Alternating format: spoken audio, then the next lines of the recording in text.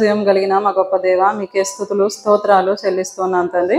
మరొక దినాన తండ్రి మీరు మా పట్ల చూపిన కృపను బట్టి నాయన, ఇచ్చిన క్షేమాన్ని బట్టి మిమ్మల్ని స్తుతిస్తున్నాను నాయన.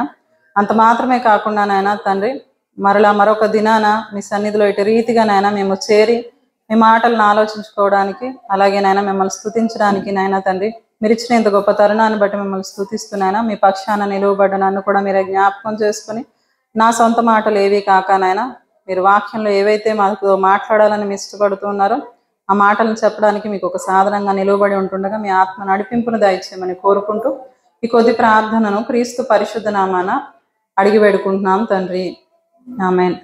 మంచిదండి. చేరువచ్చిన మీ అందరికీ కూడా మన ప్రభువు రక్షకుడైన యేసుక్రీస్తు వారి శ్రేష్టమైన నామంలో నా హృదయపూర్వక వందనాలు తెలియజేస్తా ఉన్నాను. కొంచెం ముందున్న వాళ్ళు వెనక్కి నాకు కనపడట్లేదు. మంచిది. మనం గడిచిన సెషన్లో ఏం మాట్లాడుకున్నాం? ఎవరిని గురించి మాట్లాడుకున్నాం?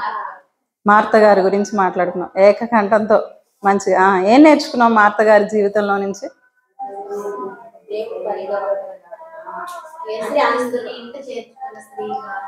యేసుక్రీస్తు వారిని ఇంట చేర్చుకున్న స్త్రీ, ఆయన్ను ప్రేమించిన స్త్రీ, ఆయనకు పరిచర్య చేసిన స్త్రీ, మంచిగా ప్రిపేర్ అయ్యి సిద్ధపడి వచ్చినట్టున్నారు కదా. ఆతిథ్యం ఇచ్చిన చాలా మంచి విషయం. ఎందుకంటే మీరు మాట్లాడేదాన్ని బట్టి నాకు ఏం అర్థం అవుతూ ఉంటుంది అంటే, దేవుని వాక్యం పట్ల మీకున్న ఆసక్తి నాకు తెలుస్తూ ఉంటుంది. అందుని బట్టి దేవుణ్ణి ఎంతగానో స్తుతిస్తా ఉన్నాను. మరి మనం ఈ వారంలో ఏ స్త్రీ గురించి మాట్లాడుకుంటే బాగుండిద్ది? ఎందుకని? వాళ్ళ కుటుంబంలో వాళ్ళు ఉన్నారు కాబట్టి మనం వెంటనే మాట్లాడుకుంటే బాగుండిద్ది, మాట్లాడుకుందాం అని కూడా అనుకున్నాం. కాబట్టి మార్త గారి గురించి అయిపోయింది. ఇప్పుడు మనం మరియ గారి గురించి వద్దాం. ఏ మరియ గారి గురించి మాట్లాడుకుందాం? మరియా అంటే మనం బైబిల్లో చాలా మందిని చూసాము. మనం ఇప్పటికే ఎంతమందిని చూసాము మరియ గారిలో? ఒకళ్ళనే కదా చూసింది.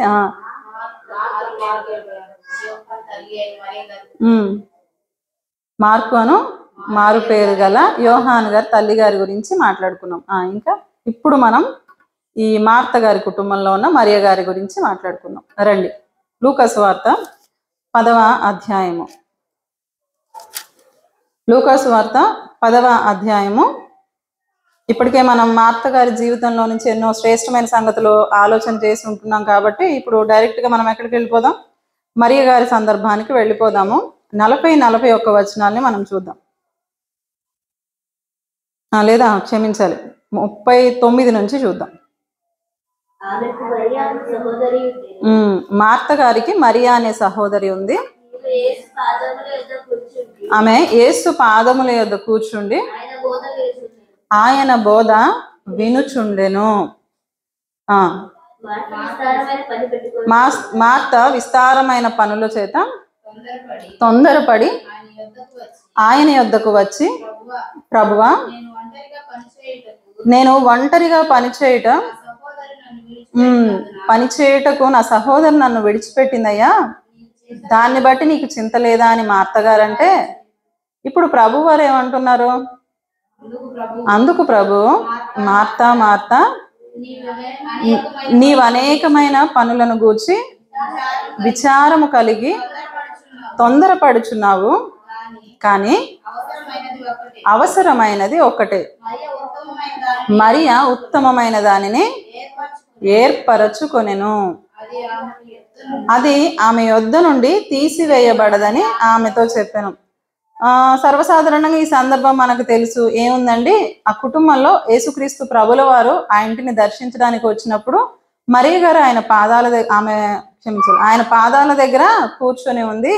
మార్త గారు పనులు పెట్టుకున్నారు. అంటే ఆమె ఉత్తమమైన దాన్ని ఉన్నది అని ప్రభువే చెప్పాడు. మనం కూడా ఏం చేయాలంటే ప్రభు సన్నిధిలో కూర్చోవాలి. ఇదే మనం నేర్చుకోవాల్సింది. ఇంతటితో అయిపోయింది అనుకుంటే పొరపాటు. మనం మరలా ఒక్కసారి దీన్ని ఏమంటారు క్షుణ్ణంగా పరిశీలన చేయడానికి, ఆమె జీవితంలోంచి మనం ఏమి దేవుడు మనతో ఏ ఆత్మీయ సంగతులు నేర్పించాలనుకుంటున్నారు అన్న విషయాన్ని ఒకసారి మనం ధ్యానం చేయగలిగినట్లయితే, ఇక్కడ మరియ గారు ఎప్పుడైతే యేసుక్రీస్తు ప్రభుల వారు లోపలికి వచ్చారో ఆమె పాదాల దగ్గర కూర్చొని ఏం చేస్తుందంట? బోధ వినుచుండెను. ఈమెలో శ్రేష్టమైన లక్షణం ఏంటంటే, అంటే కుటుంబంలో ఒకరు ఇంటిలోకి ప్రభువుని చేర్చుకున్నారంటే వీళ్ళు కూడా చేర్చుకున్నట్టేనా? అర్థమైందా? ఇప్పుడు మా అత్తగారు చేర్చుకున్నారంటే మరియ గారు చేర్చుకోలేదనా దాని అర్థం? ఆమె కూడా ఏం చేశారు? ఆమె కూడా ప్రభువుని చేర్చుకున్నారు. కాబట్టి ఈమె జీవితంలో కూడా మనం మొదటి పాయింట్ రాసుకోవాలంటే ప్రభువుని ఇంట చేర్చుకున్నటువంటి స్త్రీగా మనం రాసుకోవచ్చు. మరి ఆమె జీవితంలో రెండవ శ్రేష్టమైన లక్షణం ఏంటి అని మనం ఆలోచన చేస్తే ఆమె ఆయన పాదాల దగ్గర కూర్చుందంట. ఎక్కడ కూర్చుంది? ఆయన పాదాల దగ్గర కూర్చుంది. కూర్చొని ఏం చేస్తుంది? బోధ వింటుంది. ఇప్పుడు ఈ వాక్యంలోంచి దేవుడు మనతో ఏం మాట్లాడాలనుకొని ఇష్టపడతా ఉన్నారంటే ఆయన పాదాల దగ్గర కూర్చోవటం లేదా ప్రభువు దగ్గర కూర్చోవటం అంటే మనకి ఈ రోజున్న వెసులుబాటు ఏంటంటే దేవుని సన్నిధికి రావటం, అంతేనా? అప్పుడు భౌతికంగా యేసుక్రీస్తు వారు ఉన్నారు కాబట్టి ఆ గృహంలో ఉన్న కారణాన్ని బట్టి ఆమె పాదాల దగ్గర కూర్చుంది. ఇప్పుడు మనకు ప్రభు పాదాలు అంటే ఏంటి? దేవుని సన్నిధే ప్రభు పాదాలు. ఇప్పుడు మనం కూడా ఎక్కడికి వచ్చాం? ఇప్పుడు ఆయన పాదాల దగ్గరికి వచ్చిన వాళ్ళం. అంటే మనం కూడా ఎవరి జాబితాలో ఉన్నాం? దేవునికి స్తోత్రం. మనం మరియ గారి శ్రేష్టమైన లక్షణాల్లో ఆమె జీవితంలో మనకు ఒక లక్షణం కనిపిస్తుంది. అయితే ఇంకా నేర్చుకోవాల్సిన సంగతులు ఉన్నాయి కదా. ఆమె వచ్చి ఏం చేస్తుంది? కూర్చొని ఏం చేస్తుంది? ఆయన పాదాల యొద్ద కూర్చొని బోధ వింటుందంట. ఇక్కడే మనకు వచ్చిన అసలైన చిక్కు. ఆయన పాదాల దగ్గర అయితే కూర్చున్నాం కానీ ఎందుకు బోధ వింటున్నామా? అర్థమైందన్నమాట. సంఘానికి వచ్చి కూర్చోవటం, ఆయన పాదాల దగ్గర కూర్చోవటం అని అనుకుంటే ఇప్పుడు ఆమె బోధ వినడానికి కూర్చుంది. మనం దేనికి కూర్చున్నామని అంటున్నాను. దేనికి కూర్చున్నాం? రాకపోతే అన్న పాస్టర్ అన్న ఊరుకోడు కాబట్టి, అంతేనా? సేవకులు ఏమన్నా అనుకుంటారేమో, ఇంటి దాకా మైక్ వినిపిస్తుంటే రాకపోతే రేపు ప్రశ్నిస్తారేమో, ఇక్కడికి వచ్చి కొంతసేపు అలా గోడ కానేసుకొని నిద్రపోదాం, ఎందుకంటే ఒక అటెండెన్స్ వేయించుకుంటే పోయిద్దిలే అన్నట్లుగా వచ్చామనుకోండి, ఏ లక్షణం మనలో కనిపించట్లేదు? మరియ గారిలో ఉన్నటువంటి శ్రేష్టమైన లక్షణం మన జీవితంలో లేనట్టే, అంతేనా? కూర్చోవడానికి అందరం కూర్చుంటున్నాం. అయ్యో నేను కూడా నేర్చుకున్నానండి, నేను కూడా ప్రభు పాదాల దగ్గరికి వచ్చానండి అంటే నేను కూడా మరియలాగా ఉత్తమమైన దాన్ని ఎన్నుకున్నానా అని ఒకవేళ మనకు ఆనందం కలిగినట్లయితే ఆమె జీవితంలో మనం నేర్చుకోవాల్సింది ఏంటంటే ఆమె కూర్చొని ఏం చేస్తుందంట? వింటుందంట. మరి ఏం వింటున్నాం మనం? చాలా మంది ఇక్కడే కూర్చుంటారు, బాడీ ప్రెజెంట్ మైండ్ ఆబ్సెంట్. ఎక్కడ రన్ అవుతా ఉంటది? ఇంటి దగ్గరికి వెళ్ళిపోతుంది, బంధువుల దగ్గరికి వెళ్ళిపోతుంది, పిల్లల దగ్గరికి వెళ్ళిపోతుంది, భర్త దగ్గరికి వెళ్ళిపోతుంది, కొంతమందికి వాళ్ళకి నచ్చని వాళ్ళ దగ్గరికి కూడా వెళ్ళిపోతుంది. కానీ మనుషులు ఎక్కడ ఉంటారు? ఇక్కడే కూర్చుంటారు. అంటే చూసే వాళ్ళకి ఎలా ఉంటుంది అంటే దేవుని సన్నిధి అంటే ఎంత ఇష్టం అండి, ఏసీ అంటే ఎంత ప్రేమో, వీళ్ళకు దేవుడి మీద ఎంత భక్తి కలిగిన స్త్రీనో అని అనిపించుకుంటాం పేరుకి. కానీ మన అంతరంగం ఏంటో ఎవరికి తెలుసు? ప్రభువుకి తెలుసు. ఇప్పుడు మా అత్తగారు వచ్చి నా సహోదరు నాకు సహాయం చేయట్లేదయ్యా అన్నప్పుడు ప్రభు ఏ మాట అంటున్నారు అక్కడ? మరియా ఏమెన్నుకుంది? ఉత్తమమైనది ఎన్నుకుంది. ఇప్పుడు ఉత్తమమైన దాన్ని ఎన్నుకుంటే ఏం చేయలేమంటే లాస్ట్ వచనంలో మనకు కనిపిస్తుంది 42వ వచన భాగంలో, అది ఆమె యొద్ద నుండి ఏం చేయలేము? తీసివేయలేము. అంటే మనం ఏదైతే ఎన్నుకుంటామో అది మన దగ్గర నుంచి తీయాలా వద్దా అన్న ఆప్షన్ ఉందా లేదా? ప్రభు తీయలేము అంటున్నాడంటే తీసేయి కూడా ఉన్నాయా? వ్యతిరేక పదాలు ఎప్పుడు మాట్లాడుతూ ఉన్నా కదా, ప్రతి పదానికి ఒక వ్యతిరేక పదం ఉంది. ఈమె ఉత్తమమైన దాన్ని ఎన్నుకుంది కాబట్టి ఉత్తమమైన దాన్ని ఎన్నుకున్న వాళ్ళ దగ్గర నుంచి ఏం తీసేయలేమమ్మా? ఆ ఎంచుకున్న దాన్ని తీసేయలేము. అంటే మనం ఏదో వచ్చి ఇక్కడ అటెండెన్స్ వేయించుకొని ప్రభా నేను ప్రతి ఆదివారం మానకుండా వస్తున్నాయ్యా, మరి నువ్వు నాకు ఎందుకు ఇవ్వవు ఆశీర్వాదాలని ఒకవేళ మనం ప్రశ్నించితే, మన జీవితంలో ఎప్పుడైనా అలాంటి ఆలోచన వచ్చి ప్రశ్నిస్తే ప్రభుని నువ్వేం ఎన్నుకున్నావు? 4 గోడలతో ఉన్నటువంటి మందిరానికి వచ్చావు, బానే ఉంది, కానీ నువ్వు ఉత్తమమైన దాన్ని కాదమ్మా నువ్వు ఎంచుకుంది. ఏం ఎంచుకున్నావు? చక్కగా గోడలకున్న సపోర్ట్ ఎంచుకున్నావు, అంతేనా? ఒక చక్కగా ఎక్కడ జారీలు గెలబడితే బాగుంటది అని నువ్వు ఆ స్థలాన్ని ఎంచుకొని చక్కగా రిలాక్స్ అయ్యావు నాన్న. నువ్వు వచ్చి నన్ను కాదు నువ్వు ఎంచుకుంది, రావడానికి వచ్చావు ప్రభు సన్నిధి అనుకొని పైకి నలుగురికి మధ్యలో కనబడడానికి శ్రేష్టమైనది ఎన్నుకున్నట్లుగా ఉన్నావు, కానీ నువ్వు ఎన్నుకున్నది ఉత్తమమైనది కాదు. అంటే వచ్చిన వాళ్ళల్లో ఉత్తమమైనది ఎన్నుకునే వాళ్ళు ఉంటారు, ఉత్తమము కాని దాన్ని కూడా ఎన్నుకునే వాళ్ళు ఉంటారు అన్న విషయాన్ని మనం ఇక్కడ గమనించాలి. అందుకనే ప్రభు అంటూ ఉన్నాడు, ఇది ఈమె యొద్ద నుంచి నేను తీసేయలేనమ్మా. అంటే మరియ గారు ఎంత గొప్ప ఆత్మీయ స్థితిలో ఉందో మనం తెలుసుకోవాల్సినటువంటి విషయం. ఆహ్వానించింది మార్త గారు, కానీ ప్రభువు రాగానే ఆయన బోధలు వినగానే ఏమనిపించింది? ఇక పని చేసుకోవాలన్న ధ్యాస రాలేదంట. అర్థమైందా? ఏం చేసుకోవాలనిపించలా? కానీ మనకేమనిపిస్తుంది? బైబుల్ తీసి ముందు పెట్టుకోగానే అమ్మో ఇంట్లో ఎంత పని ఉందో, ఇంకా చేయాల్సిన విషయాలు ఎన్ని ఉన్నాయో, మాట్లాడాల్సిన ఫోన్ కాల్స్ ఎన్ని ఉన్నాయో అని బాధ్యతలన్నీ మనకు గుర్తొస్తాయి. అర్థమవుతుందా? పని మరిచిపోయిన మరియ గారు అని రాసుకోవచ్చేమో. అర్థమైందా? ఏం మర్చిపోయిందామా? పని మర్చిపోయింది, ఏం చేయాలని మర్చిపోయింది. ఒకవేళ అక్కగారికి అంటే మా అత్తగారు పెద్దది అని అనుకుంటే ఇప్పుడు అక్కకి సహాయం చేయాలన్న విషయం ఎందుకు మర్చిపోయింది? పని తప్పించుకోవడానికి కాదు. మళ్ళీ చాలా మంది ఎలా ఉంటామంటే పని తప్పించుకోవడానికి ప్రార్థనకు వస్తూ ఉంటారు. అవునా కదా? ఎందుకు వచ్చిన గొడవ, పని చేసే బాధ ఉండదు ప్రార్థనకు వస్తే అనే వంకతో వస్తూ ఉంటారు. కానీ ఈమె ఎందుకు వచ్చింది ప్రభు పాదాల దగ్గరికి అంటే, మా అక్క అంత కష్టపడుతుంది, మళ్ళీ గబుక్కుని నేను అటు వెళ్తే నన్ను పని చేయమంటది, అమ్మో అంత పని ఎందుకు చేయాలి, నేను మొన్న చెప్పాను కదా ఎంత పని ఉంది వాళ్ళకి ఇంట్లో. కేవలం యేసుక్రీస్తు ప్రభుల వారికి మాత్రమే కాదు వండి పెట్టవలసింది. ఎవరెవరికి వండి పెట్టాలి? ఆయనతో ఉన్న శిష్యులకు వండి పెట్టాలి, వాళ్ళ కుటుంబ సభ్యులకు. అంటే సుమారుగా మనం ఒక 15-16 మందికి వంట చేయాలి ఆమె అని చూసాము. ఆ రోజుల్లో రొట్టెలు, దానికి సంబంధించినటువంటి ఒకవేళ వెజ్ నాన్ వెజ్ ఏది చేయాలన్నా కూడా పురుషులు తినగలిగిన, అంటే ఆడవాళ్లతో పోలిస్తే పురుషులు ఎక్కువగా తింటారు. ఇప్పుడు అంత పని వంటగదిలో చూసి అమ్మో ఎందుకు వచ్చిన గొడవ, ప్రభు పాదాల దగ్గర కూర్చుంటే బాగుంటదిలే, నేను తప్పించేసుకోవచ్చు అని కూర్చున్న ఆమె కాదు. ఆమె ఏ ఉద్దేశంతో వచ్చింది? ప్రభు ఎప్పుడైతే వాక్యం చెప్పడం మొదలు పెట్టాడో ఆమెకి ఏంటంట, వాక్యం వింటూ ఉంటే ఇక సమయం తెలియలేదు, ఏం పని చేయాలో కూడా మర్చిపోయిందంట. ఈ రోజున దేవుని సన్నిధిలో మోకరించి ప్రభు దగ్గరికి, అంటే ప్రభు సన్నిధికి వచ్చిన మనకు ఏం గుర్తుకొస్తున్నాయి? ఇంకా ఇక్కడ కూర్చొని ఇంటి దగ్గర పనుల గురించి, లోకంలో జరుగుతున్న సంఘటనల గురించి, కుటుంబాల్లో జరుగుతున్న కలహాల గురించి ఆలోచిస్తూ ఉన్నామంటే ప్రభువుని మనం సరిగా ఎరగలేదు. ఈమె ప్రభువుని ఎరిగిన తర్వాత పనులు పక్కన పెట్టేసింది, తనకు సమయం తెలియకుండా పాదాల దగ్గర కూర్చుందంట. ఎంత శ్రేష్టమైన దాన్ని ఎందుకుందండి? మరి మనము లోకంలో ఉన్న వాటిని తప్పించుకోవడానికి రాకూడదు. ప్రభు సన్నిధికి ఎలా రావాలి? ఉత్తమమైన వాటిని ఎన్నుకొనడానికి రావాలి. అప్పుడు ప్రభు ఏమంటున్నారు? ఈయన కూడా గబగబా మాట్లాడేశారా ప్రభు అంటే? మాట్లాడలా. ఇల్లమ్మా మీ అక్కకు సహాయం చేయ అన్నారా ప్రభు? అమ్మా నేను ఎంతకాలం ఉంటా మీకోసం, భౌతికమైన వాటికంటే కూడా మీకు నేను ఆత్మ సంబంధమైనటువంటి ఆహారాన్ని ఇవ్వడానికి వచ్చాను, అది తీసుకోవడానికి ఆమె సిద్ధపడిన పాదాల దగ్గర ఉంటే నేను దాన్ని ఎట్లా తీసేస్తాను? నేను ఈ లోకానికి వచ్చింది ఎందుకు? జీవాహారాన్ని నేనే అని కదా ప్రభు చెప్పింది. ఇప్పుడు ఆ ఆహారం తినే పనిలో ఉందమ్మా, దానికోసం దీన్ని నేను తీసేయలేను. ఆమె ఉత్తమమైనది ఎన్నుకుంది. మరి ఈ రోజున ప్రభు సన్నిధిలో ఈ రాత్రికాల సమయంలో దేవుని సన్నిధిలోకి వచ్చిన మనము దేన్ని ఎన్నుకుంటున్నాం అనేది దేవుడు మరియ గారి జీవితాన్ని మన ముందు పెట్టి ఆలోచింపజేస్తా ఉన్నారు. ఇప్పుడు రండి మరొక సందర్భాన్ని వారి జీవితంలో జరిగింది చూద్దాం. యోహాను సువార్త 11వ అధ్యాయము. యోహాను సువార్త 11వ అధ్యాయము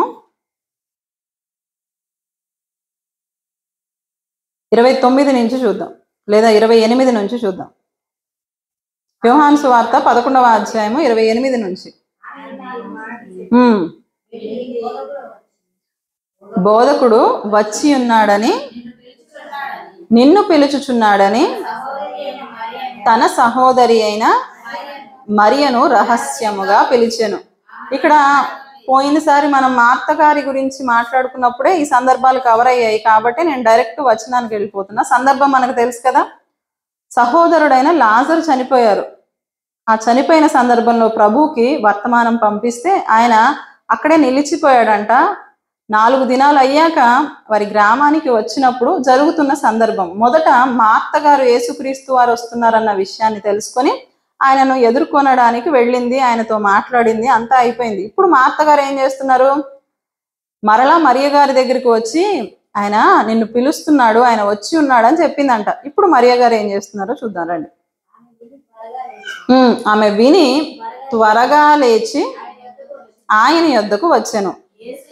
యేసు ఇంకను ఆ గ్రామములోనికి రాక మార్త ఆయనను కలుసుకొనిన చోటనే ఉండెను గనుక ఇంటిలో మరియతో కూడా నుండి ఆమెను ఓదార్చుచుండిన యూదులు మరియ త్వరగా లేచి వెళ్ళుట చూచి ఆమె ఒక్కళ్ళు చదవండి. ఆమె సమాధి యొద్దకు ఏడ్చుటకు అక్కడికి వెళ్ళుచున్నది అనుకుని ఆమె వెంట వెళ్ళిరి. యూదులకున్న సంప్రదాయం ఏంటంటే ఎవరైనా మరణిస్తే కుటుంబాలలో బంధువులు వచ్చేస్తారు. అయితే కొంతమంది ఎలా ఉంటారంటే రెంట్కి పెట్టుకుంటారు అనమాట, ఒక పనిలాగా. అంటే మీకు నేను బాగా ఎక్స్ప్లెయిన్ చేయగలిగితే, ఇప్పుడు చనిపోయిన ఇంటి దగ్గర డప్పులు వాయిస్తారు తెలుసా? కొన్ని పల్లెటూరులో ఇప్పటికీ ఉందని అనుకుంటా ఉన్నాను. ఎవరైనా మరణించారు అనుకోండి, డప్పులు వాయించేవాళ్ళు, కొమ్ములు ఊదేవాళ్ళు, ఇలాంటి వాళ్ళు కనిపిస్తూ ఉంటారు. ఇప్పుడు ఓదార్చడానికి కొంతమంది రెంట్కి వచ్చేవాళ్ళు అనమాట, వాళ్ళతో పాటు కలిసి ఏడవడానికి. వాళ్ళను అంటే కొంతమంది మనుషులను అద్దెకి పెట్టుకునే వాళ్ళు. అర్థమవుతుందా? ఇప్పుడు ఇక్కడ కుటుంబంలో ఏదైనా బాధ జరిగింది, విషాదం జరిగిందంటే కొంతమంది యూదులు వచ్చేసేవాళ్ళు, బంధువులు వచ్చేసేవాళ్ళు. అలా కొంతమంది డబ్బుల కోసం కూడా అంటే రెంట్కి వచ్చేవాళ్ళు, వచ్చి వాళ్ళని ఓదార్చే క్రమంలో వీళ్ళు కూడా ఏడుస్తూ ఉంటారనమాట. వాళ్ళు ఎన్ని రోజులు దానికి సంబంధించినటువంటి దుఃఖంలో ఉంటారో వీళ్ళు కూడా అలా కూర్చొని ఉంటారు. అది ఒక ఆచారం, ఒక అలవాటు వాళ్ళకు ఉండిపోయింది.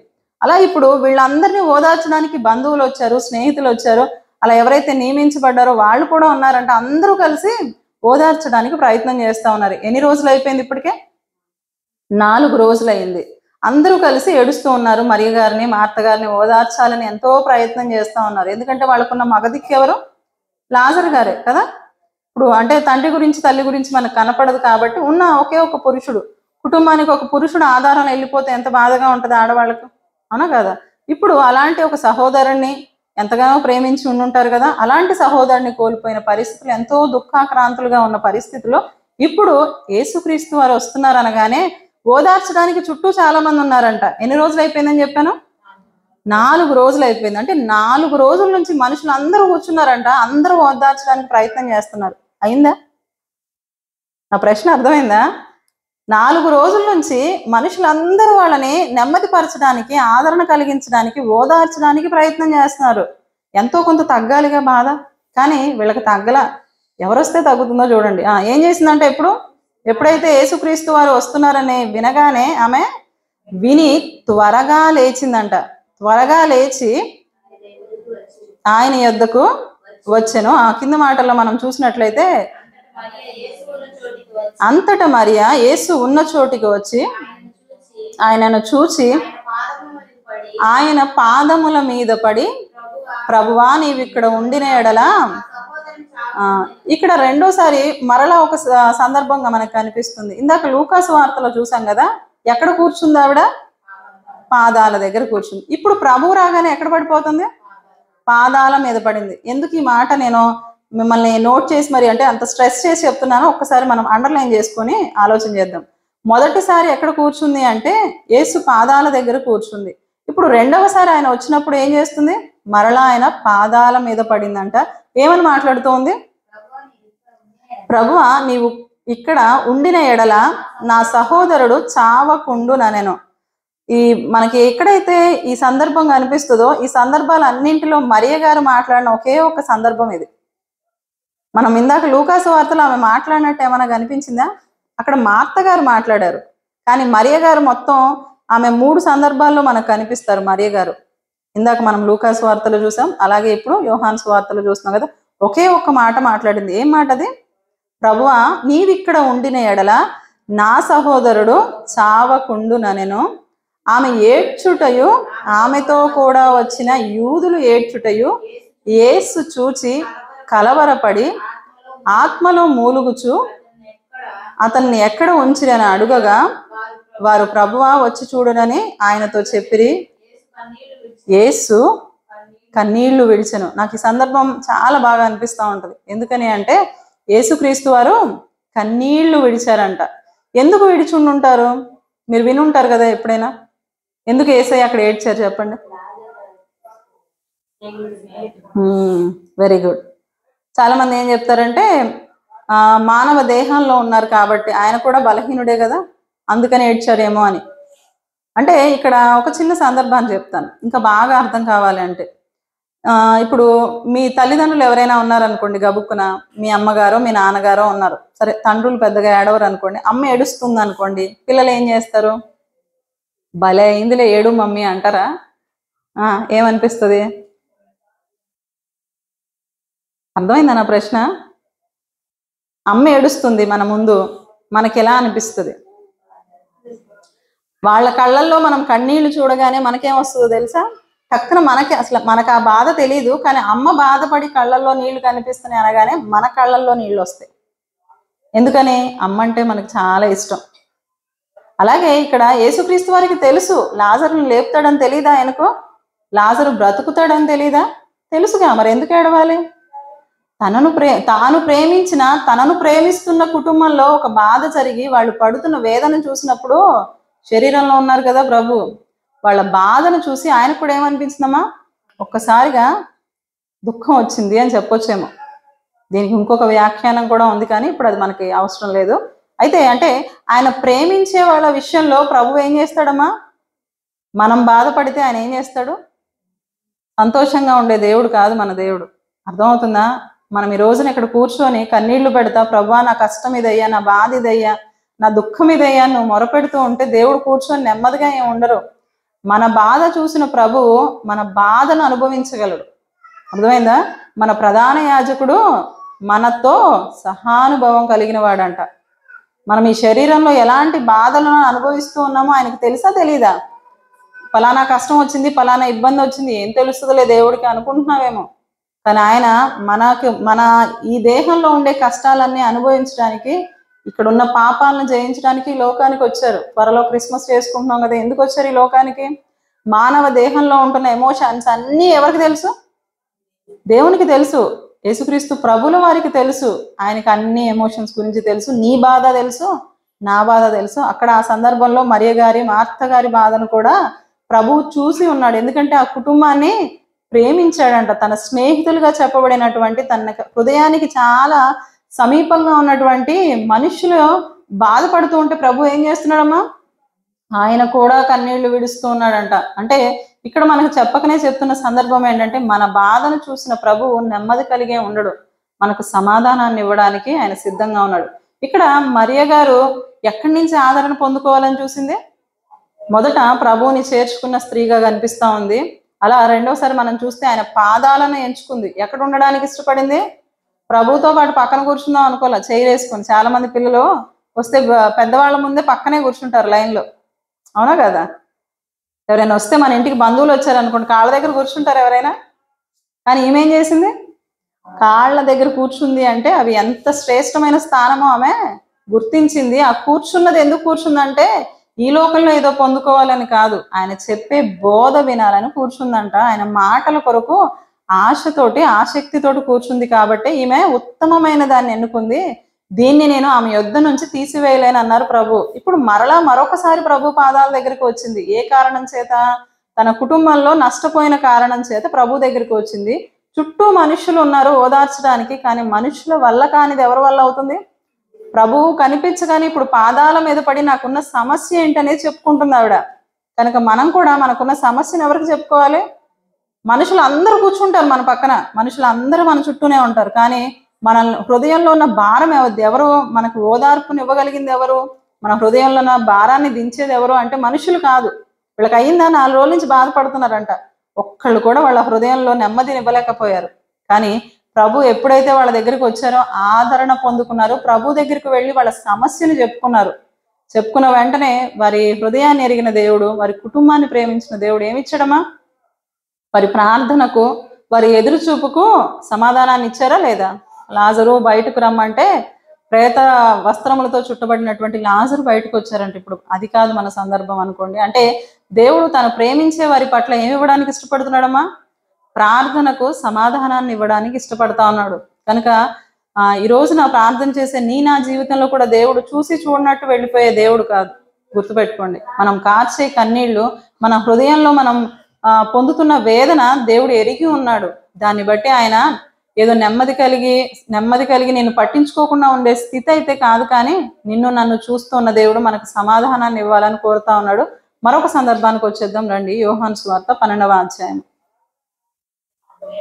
ఎప్పుడైతే లాజరు గారు లేచారో ఆ తరువాత జరుగుతున్న సందర్భాన్ని మనం చూద్దాము. యోహాను సువార్త 12వ అధ్యాయము 1 నుంచి. కాబట్టి యేసు తాను మృతులలో నుండి లేపిన లాజరు ఉన్న బేతనియకు పస్కా పండుగకు 6 దినముల ముందుగా వచ్చెను. అక్కడ వారు ఆయనకు విందు చేసిరి. మార్త ఉపచారము చేసెను. ఈ మాట మనం పోయినసారి చూసుకున్నాం కదా. చిట్ట చివరికి మార్త గారు ఎలా ఉన్నారో ప్రభువుకి మరలా ఉపచారం చేసే విషయంలో ఆమె ఎంతో సంతోషాన్ని వెతుక్కున్న స్త్రీగా మనం మార్త గారిని చూసాము. అయితే అప్పుడు నేను ఒక మాట చెప్పడం మర్చిపోయానేమో అనిపించింది నాకు.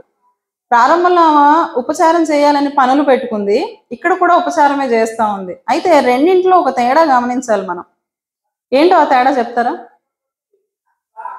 ఏమన్నా తేడా తెలిసిన? రెండిట్లో ఉపచారమే చేస్తుంది.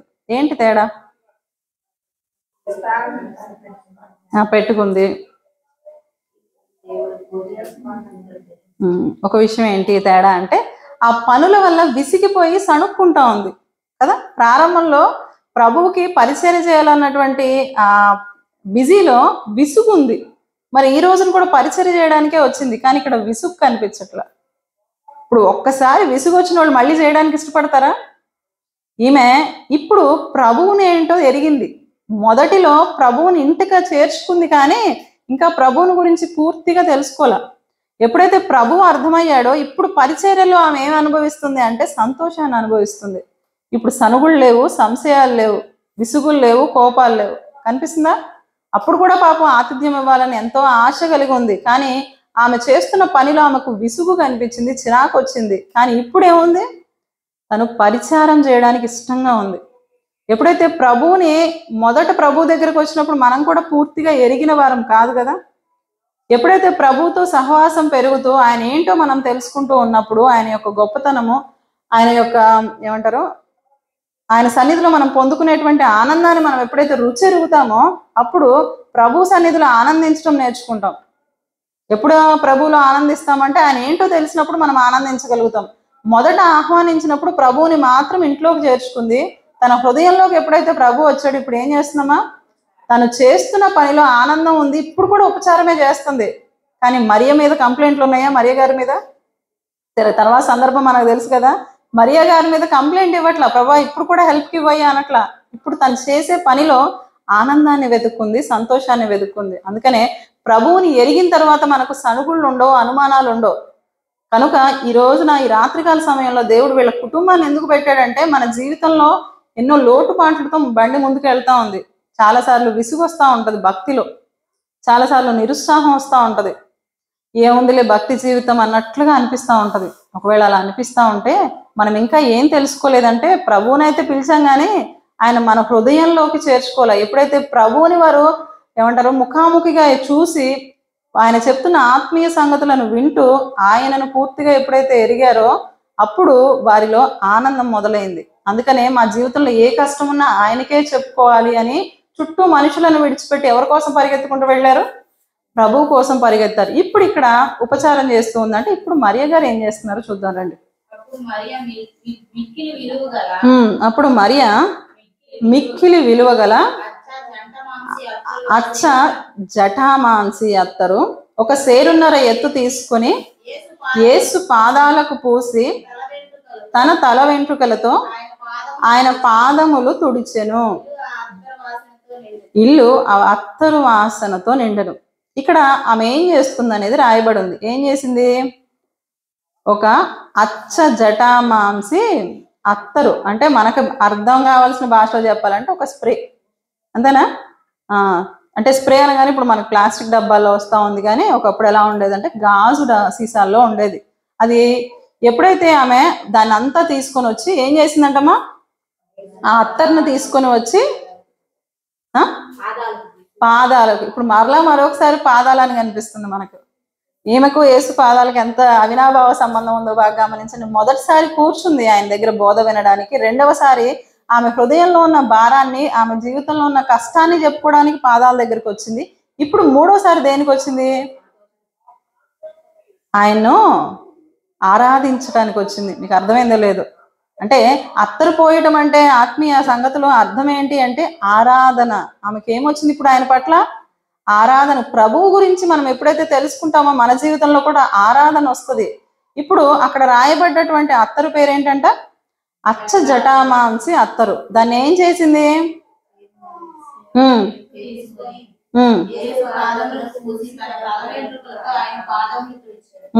ఇప్పుడు ఎప్పుడైతే ఆమె తల వెంట్రుకలతో తుడిచిందో దాని గురించి మాట్లాడదాం. ఇప్పుడు ఇస్కరియోతు యూదా పక్కనే ఉన్నాడంట. ఎవరెవరి మధ్యలో చేసింది ఇదంతా? ముందు దాని గురించి ఆలోచన చేద్దాం. ఇప్పుడు ఎక్కడ ఉన్నారో యేసుక్రీస్తు ప్రభుల వారు అంటే వీళ్ళ గృహంలో కాదు ఉంది. ఎవరింట్లో ఉన్నారు? మొదటి వచనంలో మనం చూసాము 12వ అధ్యాయము. ఎవరి ఇంట్లో ఉన్నారని అడిగాను. ఇక్కడ మనకు రాయబడలేదు కదా, ఒకసారి వచ్చేయండి. మనం మార్కు సువార్తకి వెళ్ళిపోదామా? క్షమించాలి, లూకా సువార్త.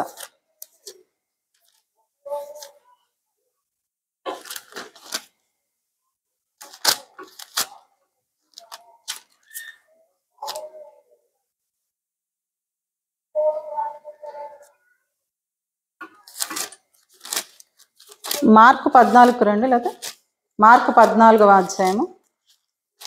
మార్కు సువార్త 14వ అధ్యాయం 3వ వచనం బాబు. మార్కు సువార్త 14వ అధ్యాయము 3వ వచనం భాగం. ఆయన బేతనియలో కుష్ఠరోగి అయిన సీమోను ఇంట భోజనమునకు కూర్చుని ఉన్నప్పుడు ఒక స్త్రీ మిక్కిలి విలువగల అచ్చ జటామాంసి అత్తరు బుడ్డి తీసుకుని వచ్చి ఆ అత్తరు బుడ్డి పగలగొట్టి ఆ అత్తరు ఆయన తల మీద పోసెను. ఇక్కడ 2 విషయాలు మనకు కనిపిస్తా ఉంది. మార్కు సువార్తలో ఏమో ఎక్కడ పోసినట్టుగా అనిపిస్తుంది? తల మీద. ఇప్పుడు మనం చూస్తుంది మార్కు సువార్త. యోహాను సువార్తలో ఎక్కడ కనిపిస్తుంది? పాదాల మీద. అంటే ఆమె తలను అలాగే పాదాల మీద కూడా ఏం పోసిందమ్మా? అత్తరు పోసినట్లుగా కనిపిస్తుంది. ఈ సందర్భం చూడగానే ఇంకేదైనా గుర్తుకొస్తుందా మీకు? ఆమె ఈమె ఒకటేనా? చాలా మంది ఒకటే అనుకుంటారు, ఆమె వేరు ఈమె వేరు. ఇది ఎప్పుడు జరుగుతుంది అంటే ఇక్కడే బేతని అనే ప్రాంతంలో ఎవరి ఇంటి ఉన్నారంట?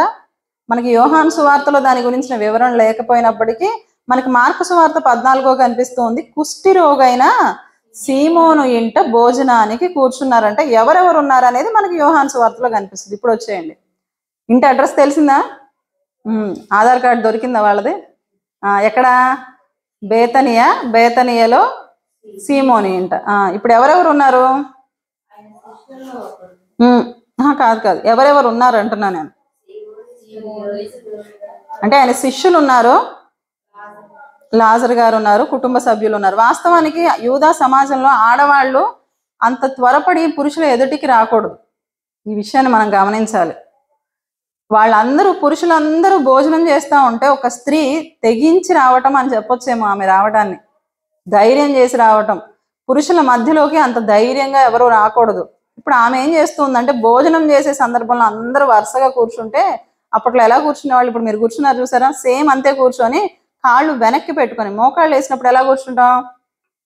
పైకి లేవకుండా మామూలుగా కూర్చున్నప్పుడు కాళ్ళు వెనక్కి ఉంటాయి చూసారా, అలా కూర్చొని భోంచేసేవాళ్ళు. మనలాగా డైనింగ్ టేబుల్ అంటే పైకి ఉండేవి కాదు, కింద ఉంటాయి. అరబిక్ మండీకి వెళ్ళారా ఎప్పుడైనా భోజనానికి? మండీస్ అని ఈ మధ్య హోటల్స్ కనిపిస్తున్నాయి. డైనింగ్ టేబుల్ మీద కాకుండా పెద్ద బల్ల వేస్తారు, పెద్ద ప్లేట్ ఒకటి వస్తుంది. ఐడియా ఉందా? లేదా ఫోన్లో అయినా చూసుండి ఉంటారు కదా, కిందే ఉంటుంది, చిన్న చిన్న స్టూళ్ళు ఉంటాయి, వాటి మీద పెట్టుకొని తింటారు. అలాంటి పరిస్థితుల్లో ఇప్పుడు ఆమె పురుషులందరూ ఉన్నారంట, శిష్యులు ఉన్నారు, అక్కడ ఆ కుటుంబ సభ్యులు ఉన్నారు. ఎవరిది ఆ ఇల్లు? సీమోను గారి ఇల్లు. అక్కడ ఉన్నారు. వారందరి మధ్యలోకి ఈమె ఏం చేసింది అంటే అత్తరు బుడ్డి చాలా జాగ్రత్తగా పట్టుకొని వచ్చి ఎప్పుడెప్పుడు ప్రభు గారు ఖాళీగా ఉంటారా అని కనిపెట్టుకొని ఉంది. ఆయన పనిలో బిజీగా అక్కడ ఉన్న వాళ్ళతో మాట్లాడు, అంటే ఆయనతో పాటు లాజరు గారు కూడా కూర్చొని ఉన్నారు. అప్పుడు వెంటనే ఆమె వెళ్ళి ఏం చేసిందమ్మా, ఆయన తల మీద అలాగే ఆయన పాదాల మీద అత్తరు పోసి తల వెంట్రుకలతో తొడిచిందంట. అంటే తెలియకుండానే పురుషుల మధ్యలోకి నేనెందుకులే అని అనుకోలేదు. అంటే ఆయన దగ్గరకు వెళ్ళాలి, ఆయన ఆరాధించుకోవాలి, ఎలాగైనా ఆయన గణపరచాలి అన్నటువంటి ఆసక్తి ఆమెను, ఎవరు నన్ను ఏమనుకున్నా పర్లేదు అనుకున్నటువంటి తెగింపునిచ్చింది. అర్థమైందన్నమాట. అమ్మో అక్కడికి వెళ్తే ఏమనుకుంటారో, దేవుని కోసం అలా మందిరానికి వెళ్తే మా ఇంట్లో వాళ్ళు ఏమనుకుంటారో, లేకపోతే చాలా మందికి లోకల్లో ఉన్న వాళ్ళకి ఇటువంటి భయం ఒకటి ఉంటుంది, అవునా కదా? మరీ ఎక్కువ భక్తి అయిపోయింది అనుకుంటా ఉంటారేమో చాలా మంది. నేను యవ్వన కాలంలో ఉండి దేవుని కోసం బ్రతకాలని ముందు అడుగు వేసినప్పుడు చాలా మంది ఇదే మాట, ఎందుకమ్మా దేవుడు, ఊరికే పద్దాక దేవుడు దేవుడు అంటే డబ్బులు ఏమైనా వస్తాయా, ఏదో వెళ్ళాలి రావాలి అంతే. భక్తి ఎప్పుడు చేయాలి, వయసు అంతా అయిపోయాక భక్తి చేయాలి, ఇప్పుడు ఎందుకు నీకు అంత భక్తి పిచ్చి అన్నట్లుగా చాలా మంది మాట్లాడారు. కానీ ప్రభువుని ఎప్పుడైతే మనము రుచి చూస్తామో ఆయన ప్రేమను, మరలా వెనక్కి వెళ్ళబుద్ధి కాదు. ఇప్పుడు మరియ గారి ప్రారంభం ఎలా ఉందంటే మొదట పాదాల దగ్గర కూర్చొని బోధ వింటూ ఉంది, తరువాత తనకు వచ్చిన కష్టాన్ని ప్రభువుకి చెప్పుకోవడానికి ఇష్టపడి సమాధానాన్ని పొందుకుంది. అంత మాత్రమే కాకుండా ఇప్పుడు మరలా ఏం ఎతుకుతుంది, అత్తరు బుడ్డిని తీసుకొచ్చి ఆయన పాదాలు ఎక్కడ ఉన్నాయని ఎతుకుతుందంట. ఇప్పుడు ఆ అత్తరు బుడ్డి కాస్ట్ ఎంత, కింద మనం చదువుతాం చూడండి. ఇప్పుడు ఇస్కరియోతు యూదా ఏం మాట్లాడుతున్నాడు, ఆయన శిష్యులలో ఒకడు అనగా ఆయనను అప్పగింపనై ఉన్న ఇస్కరియోతు యూదా ఈ అత్తరెందుకు 300 దేనారములకు అమ్మి బీదలకు ఇయ్యలేదనెను. వాడిలాగా చెప్పింది బీదల మీద ఆసక్తి కలిగి కాదంట, డబ్బు మీద ఆసక్తి కలిగి. ఇప్పుడు ఎంత కాస్ట్ అంటది, 300 దేనారము. ఆ రోజుల్లో సగటుగా రోజుకి కూలి ఎంత, 1 దేనారు. ఉపమానంలో కూడా చూస్తాం కదా మనం, ఒక యజమానుడు ఏమైంది రోడ్డు మీద ఉన్న వాళ్ళని పిలుస్తాడు కదా, సంత వీధుల్లో ఉన్న వాళ్ళని పిలుచుకొని వస్తాడు. ఉదయాన్నే వెళ్తాడు, మధ్యాహ్నం వెళ్తాడు, ఎంత 1 దేనారానికి వడబడి తీసుకొని వస్తాడు, వడంబడిక చేసుకొని. అంటే రోజు కూలి 1 దేనారం అయితే ఇప్పుడు ఎన్ని రోజులు కూలి అది, 300 దేనాలు పెట్టి నువ్వు అమ్మి బీదలకు ఇవ్వచ్చు కదా అని అన్నారంటే, ఒకవేళ 300 వేసుకోండి, ఇప్పుడు 300 దేనారాలు అంటే ఎన్ని రోజుల కష్టం, అది ఎన్ని రోజుల ప్రయాస అంటే సుమారుగా సంవత్సరం అనుకోండి, అంతేనా.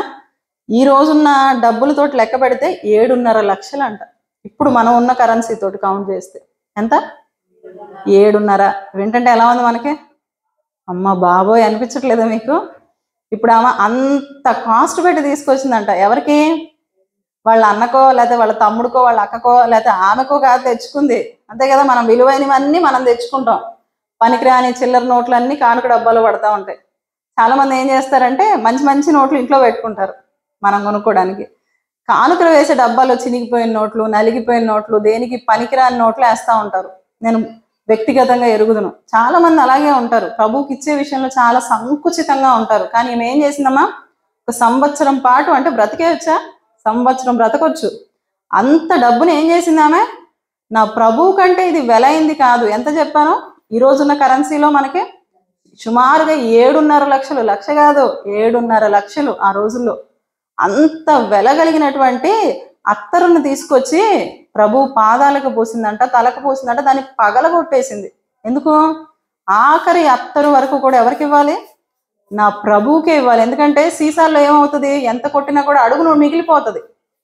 అర్థమైందా, మనం ఏదైనా వాడామనుకోండి, చాలా మంది లేడీస్కి మనందరికి బాగా తెలిసింది, ఇప్పుడు ఆయిల్ ప్యాకెట్ కట్ చేసి పోస్తూ ఉంటాం, పోసేటప్పుడు ఏం చేస్తాం, అలా పోసేసి పక్కన పడేస్తామా ప్యాకెట్ని, ఆఖరి చుక్క వరకు మనం ఏం చేస్తాం, లాగి లాగి లాగి దానిలో ఉన్న ఆయిల్ మొత్తం అయిపోవాలి. అయినా కూడా మన మనస్సు ఊరుకోదు, ఏం చేస్తాం, వెంటనే మరలా దాన్ని కట్ చేసి దాని లోపల చపాతీ పిండో లేదా చేత్తో ఏదో ఒకటి తీసుకొని చపాతీ పిండికి అద్దుకోవటము, దాని మీద గారెలు వేసుకోవటము, ఇలాంటివి చేస్తూ ఉంటామా లేదా.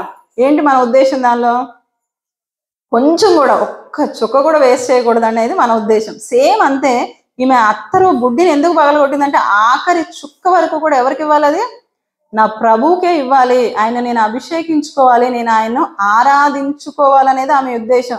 మరి ఈ రోజున ప్రభు సన్నిధిలోకి వస్తున్నాం, మనము ఎలా ఆరాధిస్తున్నాం, శ్రేష్టమైనది ఇస్తున్నామా, మన ఇళ్లలో మిగిలిపోయి దేనికి పనికిరాదులేండి ఇకపోతే బాగోదు కదా అని ఇస్తున్నామా.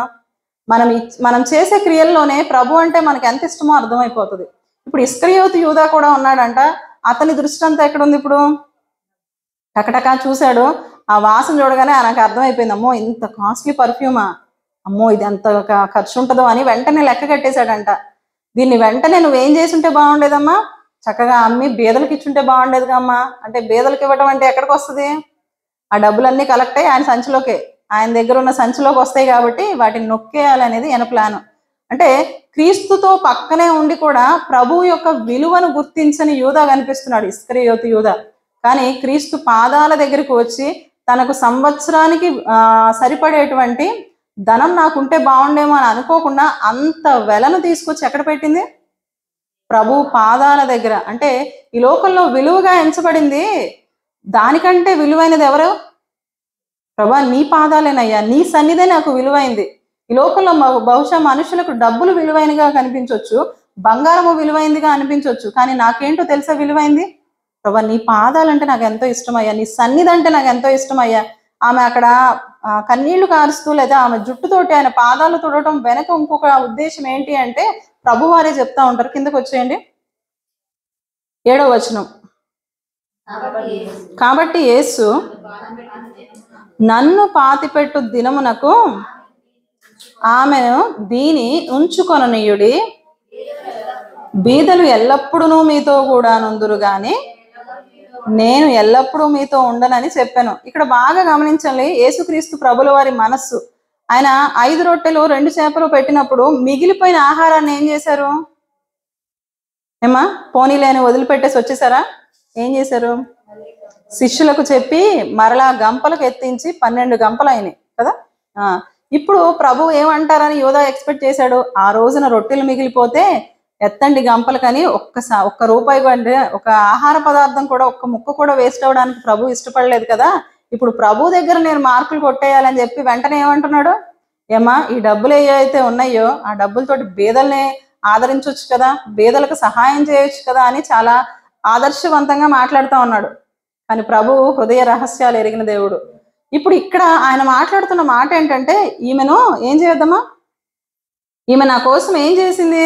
నన్ను పాతిపెట్టు దినమునకు ఈమెను దీనిని ఉంచుకొనియండి. ఎక్కడైతే నా గురించిన సువార్త వినపడుతుందో అక్కడ ఎవరి జ్ఞాపకానికి వస్తారు?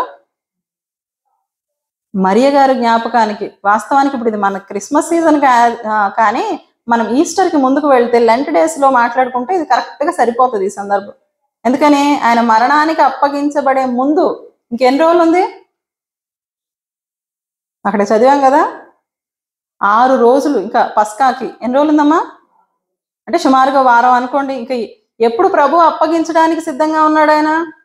ఇంకా వారం రోజుల్లో, అంతేనా? ఒక 6 రోజుల్లో ప్రభువుని అప్పగిస్తారు.